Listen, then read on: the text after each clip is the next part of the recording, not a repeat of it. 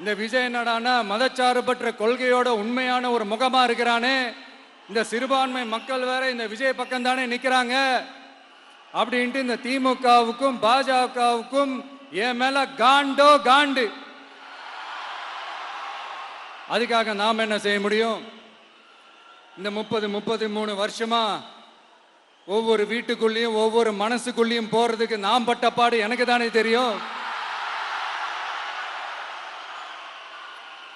அதனாலதான் நான் முன்னாடியே சொன்ன மாதிரி கட்சி ஆரம்பிச்சுட்டு ஒவ்வொரு வீட்டுக்குள்ளேயும் நான் போல, ஒவ்வொரு வீட்டுக்குள்ளேயும் போனதுக்கு அப்புறம் தான் கட்சியாவே ஆரம்பிச்சிருக்கிறேன்.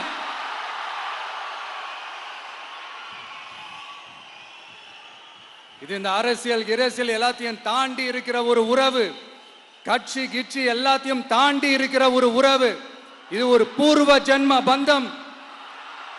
இது சும்மா இந்த அரசியல் ஆதாயம் தேடுறவங்களுக்குலாம் இது என்னன்னே புரியாது. இது மற்றவங்களுக்கு வேணா எலெக்ஷன், ஆனா இந்த விஜய் கூட நிக்கிறவங்களுக்கும் இது ஒரு இமோஷன்.